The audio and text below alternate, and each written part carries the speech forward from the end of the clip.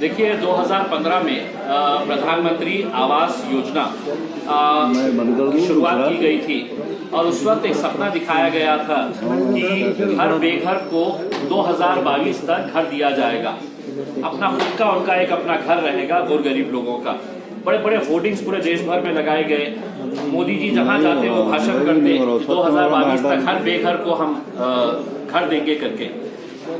औरंगाबाद की अगर हम मिसाल लेते हैं तो औरंगाबाद के अंदर करीब 80,000 लोगों ने आवेदन किया, एप्लीकेशन किया और 2022 में जब ये स्कीम खत्म होने में, बंद होने में महज 2 महीने बचे हुए हैं तो कितने लोगों को इसका फायदा मिला? तो महज 355 लोगों को ही इसका प्रधानमंत्री आवास योजना का फायदा मिला। 80,000 कहां पे? 80,000 पिछले 7 साल से सपने देख रहे हैं कि हमारा घर मिलेगा, हमको घर मिलेगा करके, और 355 लोगों को यह दिया गया। मैंने केंद्र सरकार की अर्बन डेवलपमेंट कमेटी का सदस्य होने के नाते जब पिछली बार हमने इसका रिव्यू किया तो हमको बहुत अच्छी अच्छी बातें बताई गई कि हमने कितने लाख, कितने करोड़ हमने घर बना दिए हैं करके। तो मैंने उस मीटिंग के अंदर ये मुद्दा उठाया कि अगर औरंगाबाद की अगर मैं मिसाल देता हूं तो 80,000 आवेदन आते हैं और 355 लोग, तो इसके लिए कौन जिम्मेदार है? मैंने उस मीटिंग में जाने से पहले पूरा रिव्यू लिया तो मुझे पता चला कि औरंगाबाद में 2017 को जब यहाँ के कलेक्टर थे उदय चौधरी साहब, उन्होंने 20 हेक्टेयर जमीन दी थी पड़ेगांव में प्रधानमंत्री आवास योजना के लिए। वो जमीन बाद में सुनील केंद्रेकर साहब जो डिविजनल कमिश्नर है उन्होंने उसको सफारी पार्क के लिए दे दिए। यानी कि इसका मतलब यह है कि गरीब लोगों को बेघर रहने दो, जानवरों के ऊपर हम छत बनाने का काम करते हैं करके वो जमीन दे दी गई। उसके बाद लगातार हम फॉलो अप करते रहे, महानगर पालिका के तरफ से कई पत्र व्यवहार किए गए, लेकिन अभी तक वो जमीन अलॉट नहीं की गई है। तो मैंने ये मांग की थी कि ये तमाम अधिकारियों को अगली मीटिंग के अंदर बुलाया जाए और उनसे पूछा जाए कि ये क्यों हुआ है करके। तो मैंने लिखित के अंदर दिया कि औरंगाबाद के डिस्ट्रिक्ट कलेक्टर, म्युनिसिपल कमिश्नर और डिविजनल कमिश्नर को बुला के इनसे है तो जवाब लिया जाए करके। तो मुझे कल ही पत्र मिला है केंद्र सरकार के हमारे जो अर्बन डेवलपमेंट कमेटी के चेयरमैन है कि 9 तारीख के दिन, 9 फरवरी के दिन हमने महाराष्ट्र सरकार के वरिष्ठ अधिकारियों को ये जो औरंगाबाद के अंदर हुआ है उसके लिए हमने वहां पर उनको तलब किया है, जिसके अंदर प्रिंसिपल सेक्रेटरी और चीफ सेक्रेटरी भी शामिल रहेंगे और उनसे ये जवाब तलब किया जाएगा।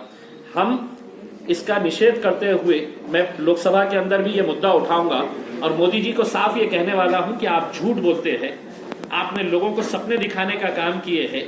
यहाँ पे आपके 2 मंत्री होने के बावजूद भी अगर आपके द्वारा जो केंद्र सरकार की स्कीम है अगर वो इम्प्लीमेंट नहीं होती है तो इससे ज्यादा अफसोस और शर्मनाक बात हो नहीं सकती है।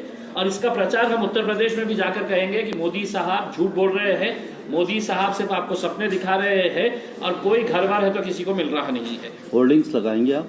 होर्डिंग्स भी लगाएंगे और होर्डिंग्स के साथ साथ हम है तो अपने चुनावी प्रचार के अंदर भी इस मुद्दे को वो करेंगे। हम मीडिया के समक्ष जाएंगे, मीडिया को भी इसके जरिए बताएंगे और लोकसभा के अंदर भी आवाज उठाएंगे। एक मिनट इधर देखिए, अदर भी थोड़ा चलो ओके, अदर भी घूम थोड़ा, अदर भी और वो कैप हटा दो। Okay okay. देखिए मैं महाराष्ट्र सरकार ने जो एक फैसला लिया है कि अब किराने की दुकान में, मॉल्स में, सुपर शॉपीज में अब वाइन बार्स खोले जा सकते हैं, अट्रैक्टिव वाइन का डिस्प्ले किया जा सकता है और कोई भी जाकर वहां पर वाइन खरीद सकता है। उनका तर्क ये है कि हम वाइन को इस वजह से बढ़ावा दे रहे हैं ताकि जो अंगूर की खेती करने वाले हैं उन किसानों को फायदा मिले है करके। तो मैं सरकार से अनुरोध करूंगा कि अगर अंगूर की खेती के लिए किसानों को फायदा मिल रहा है तो उनको गांजे की खेती करने की भी इजाजत दे दी जाए। सरकार को ये क्यों नहीं सूझा कि हम वाइन की जगह है तो किसानों के पास गाय, बैल और भैंस भी रहते हैं, तो हम वाइन की जगह हम है तो मिल्क बार्स स्टार्ट किए जाएं किराने की दुकान के अंदर, सुपर शॉपी के अंदर है तो हम बहुत अट्रैक्टिव डिस्प्ले करके हम दूध की बॉटल्स रखें और बच्चों को और सभी को दूध पीने के लिए प्रोत्साहित करें। लेकिन ये ऐसा ना करते हुए उनको सिर्फ पैसे से मतलब है और हमारी पूरी संस्कृति को खराब करने का ये फैसला लिया गया है। तो अब मैं महाराष्ट्र के मुख्यमंत्री आदरणीय उद्धव ठाकरे साहब, उप मुख्यमंत्री अजीत पवार साहब और महाराष्ट्र की सरकार, शिवसेना, कांग्रेस और राष्ट्रवादी तीनों को यह चुनौती देखता हूं कि अगर तुम में हिम्मत है तो औरंगाबाद में एक है तो वाइन बार कहीं खोल के दिखाए करके उसके अंदर। मैं ये जिम्मेदारी ले रहा हूँ कि मैं मेरे ज़िले के अंदर ये वाइन बार खोलने नहीं दूंगा। मैं मेरी माँ बहनों से ये अनुरोध करूँगा कि इस मुहिम के अंदर मेरे साथ में जुड़े, और जहाँ पर भी ये खोलने की कोशिश की जाएगी या खुलेगा तो उसको फोड़ देने का काम करें, बिल्कुल वहाँ पर चलना नहीं चाहिए करके। और ये पूरे महाराष्ट्र के अंदर सभी माँ बहनों ने रास्ते के ऊपर आकर ये काम करने की ज़रूरत है, क्योंकि हम समाज के अंदर ये जो बुराई लेकर आ रहे हैं, तो या तो हम खामोश बैठ के इसे स्वीकार लें या नहीं तो हम उसका विरोध करें। और ऐसे कई समाज सेवकों ने कई मर्तबा जब समाज के हित के लिए अगर नियम और कायदे कानून तोड़ने की बारी आई तो उन्होंने नियम और कायदे कानून भी तोड़े हैं समाज की भलाई के लिए।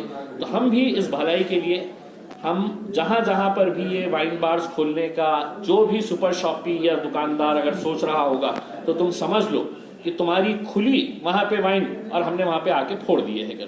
फिर हमारे ऊपर जो केसेस होने का है हम वो केसेस झेलेंगे, क्योंकि हम ये समझते हैं कि ये फैसला बच्चों के लिए ये है कि पहली सीढ़ी है तुमको नशाखोर बनाने के लिए। आज वो वाइन पिएंगे, कल के दिन जाके उनके हाथ में बियर की बोतल रहेगी, परसों वो है तो विस्की लेंगे, रम लेंगे और कहेंगे कि नहीं इसकी शुरुआत जो है हमको तो सरकार ने बोली है कि तुम पी सकते हैं करके। ये बहुत ही गलत फैसला लिया गया है। मैं समझ सकता हूँ क्रिट्स मुझे जी ने जो आरोप लगाया है, क्या क्रिट्स मुझे ने संजय राउत पे जो आरोप लगाया है, क्या पूरी मिली भगत है इसमें और देखेंगे साठ गार्ड है। आपको भी पता चलेगा कि किन किन लोगों का इन्वेस्टमेंट है तो वाइन कंपनीज के अंदर।